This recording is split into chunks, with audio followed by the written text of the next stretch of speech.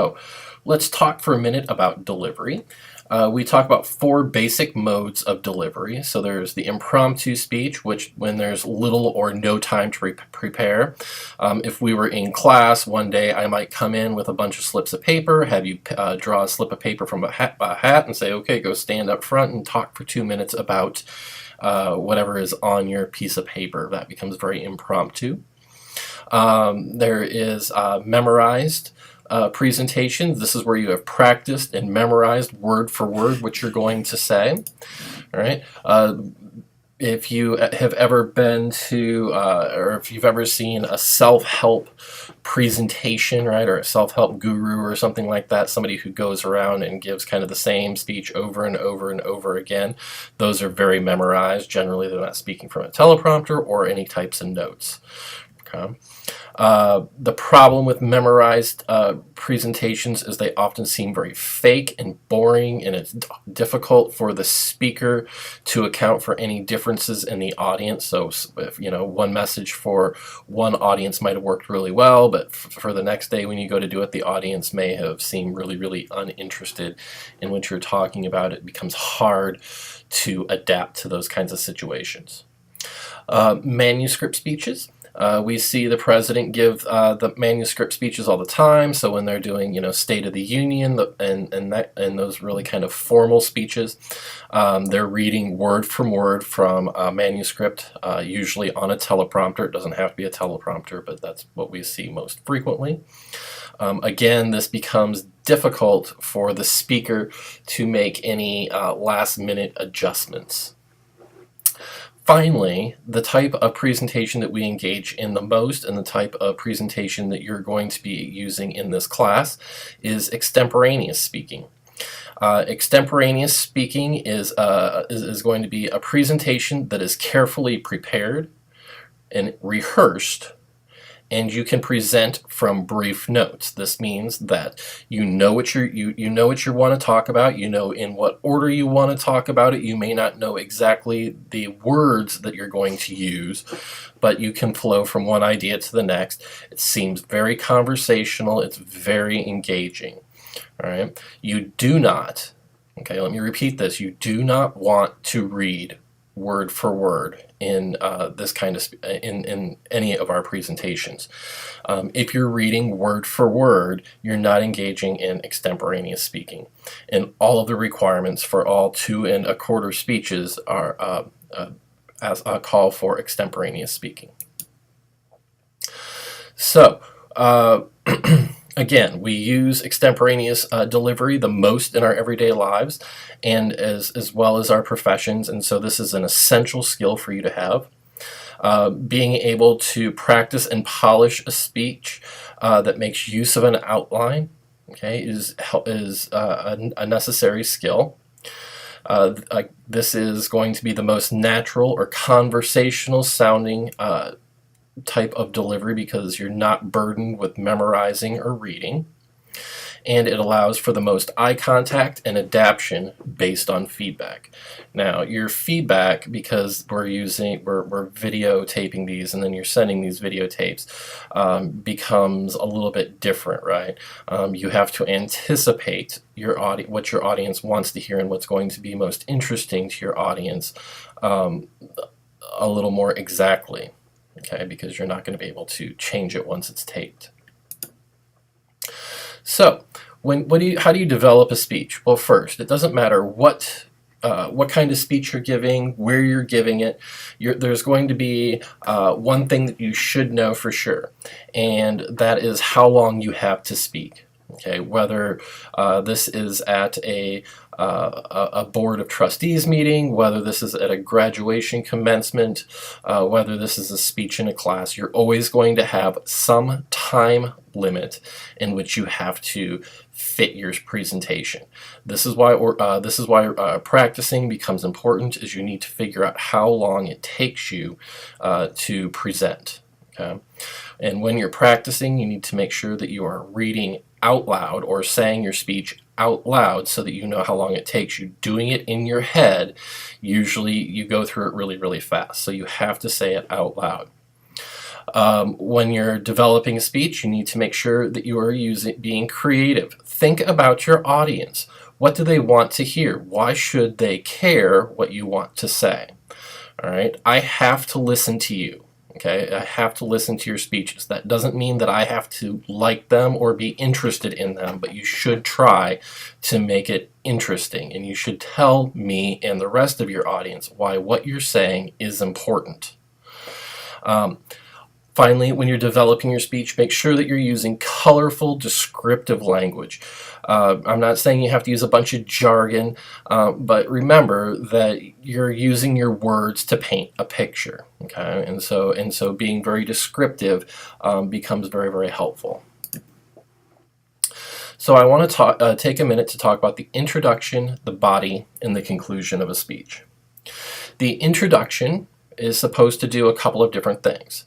The introduction should gain the audience's attention and interest, and we do this in a variety of different ways. We gain audience interest by telling a story, by asking a question, a rhetorical question, by presenting startling facts. Okay, you need to do something to get your audience's attention. If you don't get your audience's attention within the first 45 to 60 seconds, you're never ever going to get it. They're just going to be off, texting, spacing out, just kind of pretending like they're not listening to you. Okay, so getting their attention early is important. The introduction should orient the listeners to the subject matter, so there should be a thesis statement. This is the main idea of the speech. This happens in the introduction. Establish why your audience should want to listen to you in the introduction. In the introduction, you should also establish your credibility and goodwill. Perhaps you're giving a presentation about Ecuador, and if you've been to Ecuador, you want to tell us that in the introduction. If you've never been to Ecuador, tell us that tell us what kind of research you've done. I've spent 5 hours over in the library researching Ecuador, plus I've been scouring the internet and watching videos and all that kind of thing. That's going to help establish your credibility. Finally, in your introduction, you should preview the main points that you're going to cover in the body of the presentation. Now, in our two longer speeches, our 5 to 7 minute speeches, you're probably going to have at most 3 main points. Okay, it's possible that there might be a fourth, depending on how you organize it. But in general, for this length of speech, you're going to have about 3 main points. So this moves us to the body.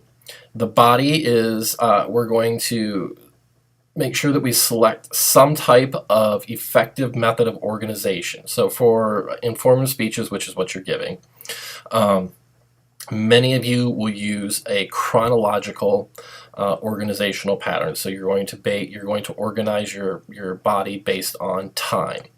It could be spatial. If you were explaining where, if we were using the St. Ambrose campus and we were explaining where, say, the Rogalski Center was in relation to all the other buildings, we could relate it to, if you're going into the front doors of Ambrose Hall, and you kind of do it directionally in that way.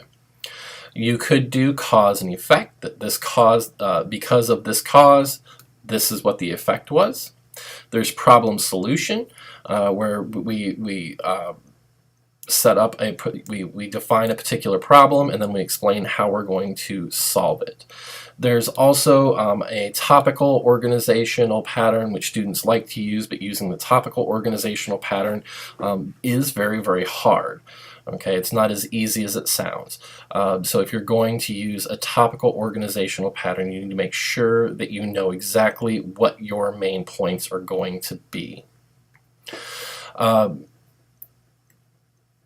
Again, remember to limit and focus the number of main points, especially for your 5 to 7 minute speech. You're going to have time for somewhere between 2 and maybe 4 main points. Make sure that you include transitional statements in between your main points. So, for example, I just got done explaining to you when the first television was created. Now I'm going to tell you when the first color television was created. Okay, now I'm going to tell you. This gives a nice transition into the next main point. The conclusion. So what's the conclusion supposed to do? First, the conclusion should signal the conclusion. A lot of people like to say in conclusion, and then they go into it. It's kind of trite and old. So you might start by, once you go into transition into the conclusion, you might say, today I've told you about, how television has impacted our lives in the United States. Kind of signals the conclusion there. You want to make sure that you reinforce the thesis. Okay, so restate the thesis. Summarize your main points again, and then end on a strong note or a clincher. The clincher is kind of like the attention getter that comes at the end of the presentation. All right. And I often talk about bookending your presentation. So if you started off with an attention getter that was a startling statistic, end the speech with another startling statistic. Okay. If you started the presentation off by telling a really vivid story, finish that story very vividly in the conclusion. Okay, and that makes a nice kind of bookend. Don't just zip through the conclusion. Spend some time with the conclusion. Many people, that's the last thing they hear, and that's the only thing that they're going to remember. This is why you're kind of repeating yourself, all right, by restating your thesis and summarizing your main points. Okay, is because this is what they're going to remember. Rehearsing. As I said before, make sure that you rehearse out loud. Ask friends or family members to listen to you and give you feedback. You can tape yourself and practice it that way. It's best if you can videotape yourself and do it. You can go ahead and just do an audio recording, but again, you're only going to hear the words. You're not going to know how you're visually presenting yourself. Some people have said that they like to practice their presentations by presenting in a mirror. I find that really hard and really distracting, but if that works for you, that's fine.